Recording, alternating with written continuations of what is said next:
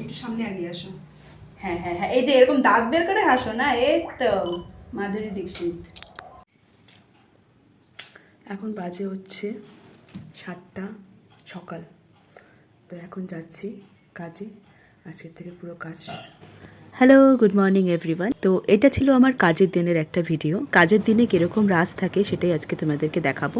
26 November, আশা করি সব makeup আর্টিস্টরাই প্রচণ্ড ব্যস্ত ছিল সেই দিন। কিছু কিছু এরকম লগ্ন থাকে যেই লগ্নগুলো ভীষণ সুন্দর হয়। তো প্রতি বছরই এরকম একটা লগ্ন আসে, এরকম একটা দিন আসে।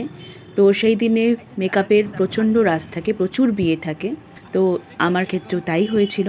তো সেদিন আমার কাছে ছিল, স্টুডিওতে এসেছিল 8জন ক্লায়েন্ট, এবং সকালবেলা আমি যাচ্ছিলাম আরেকজন ক্লায়েন্টকে সাজাতে। তো টোটাল 9টা ক্লায়েন্ট ছিল আমার সেদিন। বিয়ে বাড়িতে চলে এসেছি, এসে গরম গরম চা আর তার সাথে এই এতগুলো বিস্কুট সকাল সকাল পেয়ে গেছি। ঠান্ডার দিনে এটা খুব দরকার ছিল, এই চা সঙ্গে সঙ্গে চলে এসছে। আর সকালে সাজানোটা ছিল আমার বৃদ্ধির লুকস, আমার ব্রাইডেরই। ব্রাইড আমার রাতে আসবে, তো সকালে তাকেই সাজাতে এসেছিলাম। আমরা যখন পৌঁছেছি তখন ব্রাইডের কিছুটা রিচুয়ালস চলছিল সকালের। একটা সময় ঘুমিয়ে নিয়ে 4টায় উঠছে, মানে 3 ঘন্টা প্রপারলি ঘুম হয়েছে কিনা ঠিক নেই না। ইস রে বেচারি, করে টোরে নিয়ে তারপরে ঘুমিয়ে নিও একটু। তো আমাদেরকে বেশিক্ষণ বসতে হয়নি, ব্রাইড কিছুক্ষণের মধ্যেই চলে এসেছিল। তো তারপরে সাজানো আমরা স্টার্ট করে দিই এখানে। তো এটা ছিল আমার ব্রাইডের বৃদ্ধির লুকস, খুবই সুন্দর লাগছিল ওকে দেখতে। তো তারপরে কাজ কমপ্লিট করে আমি বাড়ি চলে আসি। এখন চলে আসলাম বাড়িতে সকালে সাজিয়ে, এরপরে আবার যাব স্টুডিওতে। বাড়িতে চলে এসেছিলাম কারণ তখনও স্নান খাওয়া দাওয়া কিছুই হয়নি।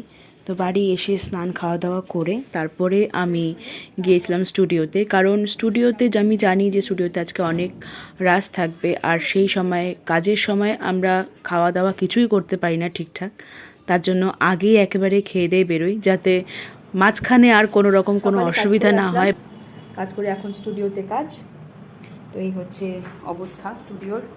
এখন এগুলোকে আবার ঠিক করতে হবে, ঠিকমতো গোছাতে হবে। আর কিছুক্ষণ পর থেকে সব ব্রাইডরা চলে আসবে, তো তার আগে এগুলো সব রেডি করতে হবে। করে নিয়ে তারপরে কাজ স্টার্ট হবে। সব গোছগাছ চলছে এখানে ক্লায়েন্ট আসার আগে, এখানে সব গোছানো হচ্ছে। ক্লায়েন্ট আসার আগে সব কিছু আমরা ঠিকঠাক করে রাখছিলাম, যাতে যখন ক্লায়েন্ট আসে হাতের কাছে সব কিছু পেয়ে যাই, আর তাতে কোনো রকম অসুবিধে না হয়। ওয়েট করা হচ্ছে রাইসদের জন্য, সব রেডি, সব রেডি হয়ে গেছে। এরপর আমার সব ক্লায়েন্টরা এক এক করে আসতে থাকে আর আমরা তাদেরকে রেডি করাতে থাকি। আমার বোনেরা এখানে ওদেরকে শাড়ি ড্র্যাপিং, হেয়ারে ক্রিম্প এগুলো করিয়ে আমার কাছে পাঠিয়ে দেয়, যাতে আমি তাড়াতাড়ি করে ওদেরকে রেডি করে দিতে পারি। কাজের দিনগুলোতে একটু রাশ থাকায় প্রত্যেকটা ব্রাইডদেরকে টাইম দেওয়া থাকে। জানি সবার বাড়িতে রিচুয়ালস থাকে, তো সেখানে একদম অন টাইম আসা সম্ভব না। তো সেই জায়গাটাতে একটু আমাদেরকেও ম্যানেজ করতে হয়। তো তারপরেও বলবো, যদি সবাই যদি একদম টাইমলি চলে আসে তাহলে কিন্তু আমাদেরও কাজ করার সুবিধা হয়, এবং প্রত্যেককে সময় মতো আমরা ছেড়ে দিতে পারি, এবং তাদের পছন্দের মতন টাইমে বা তাদের পছন্দের মতন সাজ করিয়ে ছেড়ে দিতে পারি। তো দেখো এখানে প্রত্যেকটা ক্লায়েন্টকে আমরা সুন্দর করে সাজিয়ে দিচ্ছিলাম। সবাই প্রচণ্ড হ্যাপি ছিল আমার কাজে, আর আমার বোনেরাও এখানে প্রচুর কাজ করেছে। তো ওদের হেল্প ছাড়া এতগুলো ক্লায়েন্টকে একবারে সামলানো একেবারেই অসম্ভব একজন মেকআপ আর্টিস্টের কাছে।